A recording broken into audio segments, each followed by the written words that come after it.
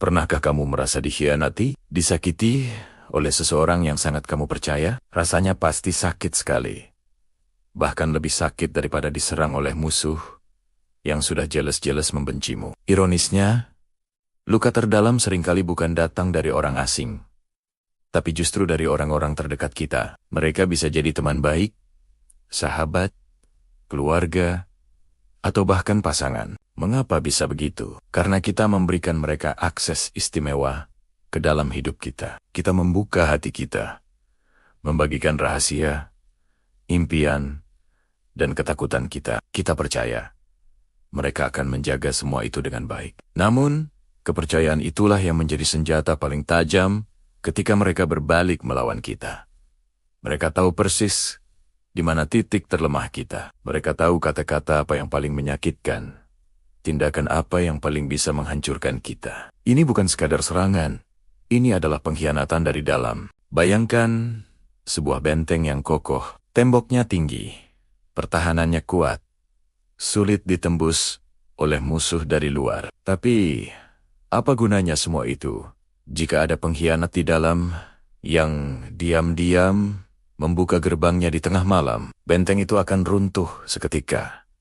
Begitulah analoginya dengan diri kita. Kita bisa membangun pertahanan mental yang kuat untuk menghadapi kritik dari orang lain.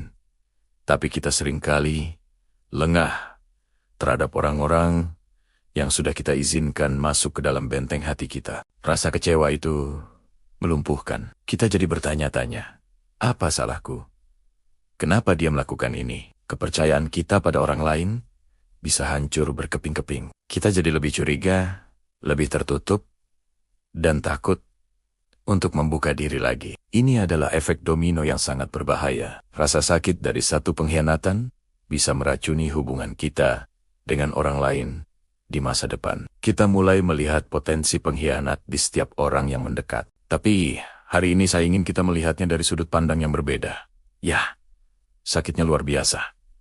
Ya, lukanya dalam, tapi setiap luka, setiap pengkhianatan juga membawa pelajaran yang sangat berharga. Pelajaran pertama adalah tentang mengenali nilai diri kita sendiri. Ketika seseorang meremehkan atau menyakitimu, itu tidak mendefinisikan siapa dirimu. Itu mendefinisikan siapa mereka. Harga dirimu tidak ditentukan oleh perlakuan orang lain. Kamu berharga terlepas dari apapun yang mereka katakan atau lakukan. Pelajaran kedua adalah tentang batas. Pengalaman ini memaksa kita untuk belajar membangun batasan yang lebih sehat. Kita belajar untuk lebih bijaksana dalam memberikan kepercayaan. Bukan berarti kita harus menjadi sinis dan tidak percaya pada siapapun. Tapi kita belajar bahwa kepercayaan itu harus didapatkan, bukan diberikan secara cuma-cuma. Kita belajar untuk memperhatikan tanda-tanda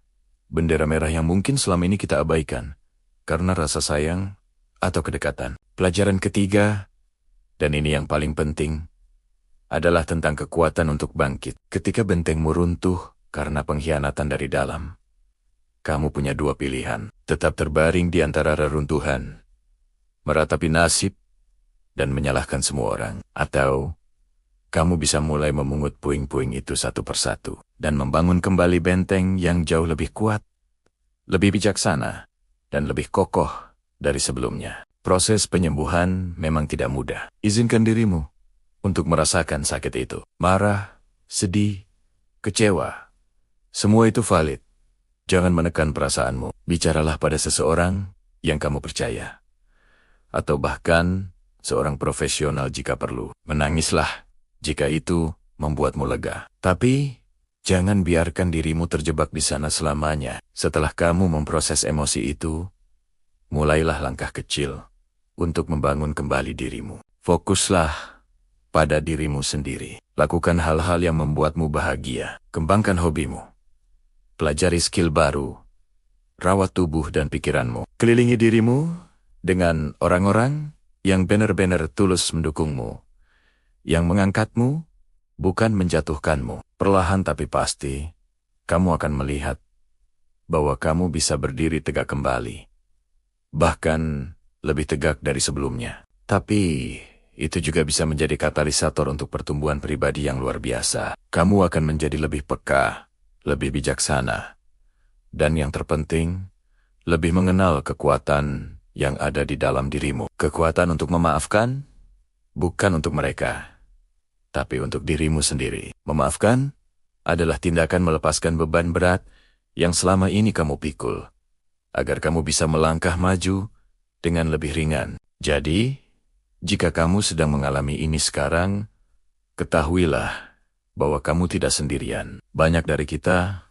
pernah berada di posisimu. Ingatlah, yang menghancurkanmu mungkin orang terdekat, tapi yang bisa membangunmu kembali dengan lebih hebat adalah dirimu sendiri. Jangan biarkan pengkhianatan mereka mendefinisikan masa depanmu. Ambil pelajarannya, buang sampahnya, dan bangun kembali istanamu yang lebih megah. Kamu jauh lebih kuat dari yang kamu kira. Pengkhianatan dari orang terdekat adalah salah satu ujian terberat dalam hidup. Kenapa bisa begitu? Karena kita menaruh kepercayaan penuh pada mereka. Kita membuka diri, menunjukkan kelemahan kita, berbagi mimpi, dan ketakutan kita. Kita tidak pernah memasang pertahanan di depan mereka. Jadi, ketika mereka menggunakan semua itu untuk melawan kita, dampaknya 100 kali lebih dahsyat. Ibarat sebuah benteng yang kuat.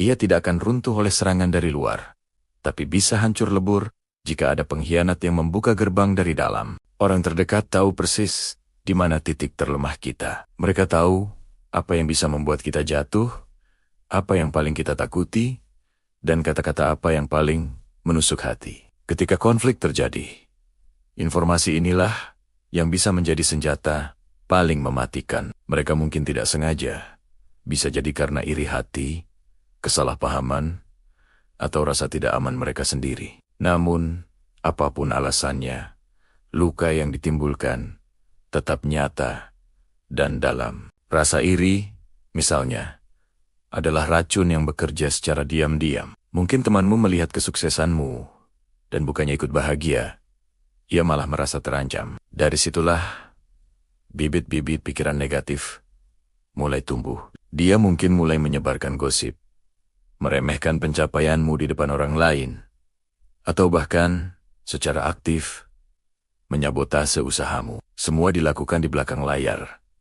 Sementara di depanmu, ia masih tersenyum manis, seolah tidak ada apa-apa. Atau mungkin ini soal ekspektasi yang tidak terpenuhi. Kita berharap orang terdekat akan selalu mendukung kita tanpa syarat. Tapi mereka juga manusia dengan ego dan kepentingannya sendiri. Ketika kepentingan kita berbenturan, disitulah loyalitas mereka diuji.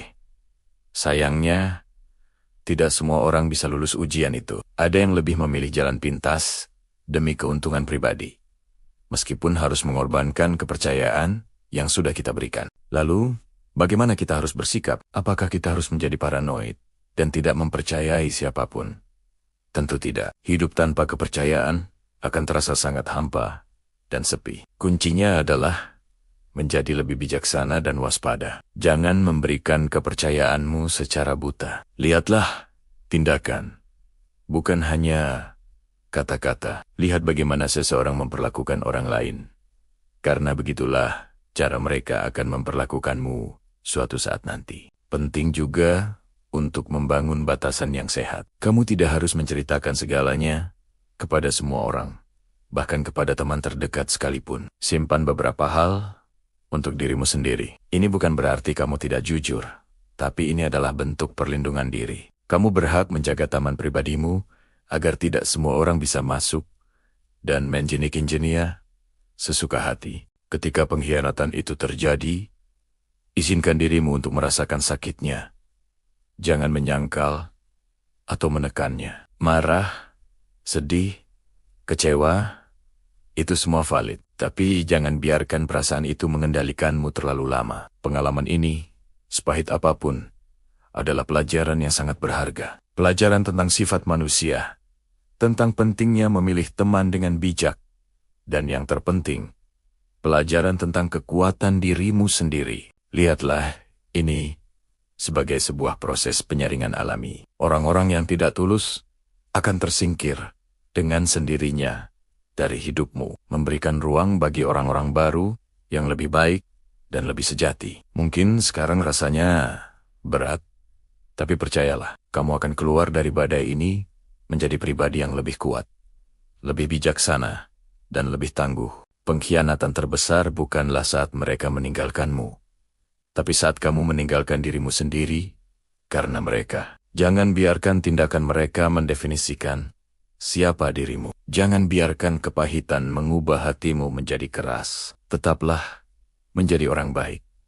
Tetaplah percaya pada kebaikan, tapi dengan mata yang lebih terbuka dan hati yang lebih waspada. Ingat, kekuatan sejatimu tidak terletak pada seberapa banyak teman yang kamu miliki, tapi pada kualitas hubungan yang kamu bangun dan kemampuanmu untuk bangkit kembali setiap kali kamu jatuh. Musuh dari luar mungkin bisa menyerang tubuhmu, tapi hanya orang yang kamu izinkan masuk ke dalam hatimu yang bisa benar-benar menghancurkan jiwamu. Jadi, jagalah hatimu baik-baik. Gunakan rasa sakit ini sebagai bahan bakar. Buktikan kepada mereka, dan yang lebih penting, kepada dirimu sendiri, bahwa kamu tidak bisa dihancurkan. Kamu mungkin terluka, tapi kamu tidak akan kalah. Kamu akan sembuh, kamu akan tumbuh, dan kamu akan bersinar lebih terang dari sebelumnya. Mereka mencoba menguburmu, tapi mereka tidak tahu bahwa kamu adalah benih.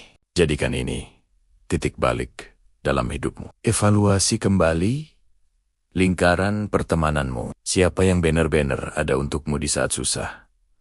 Siapa yang tulus merayakan keberhasilanmu? Pertahankan mereka erat-erat. Dan untuk mereka yang telah menyakitimu, maafkanlah.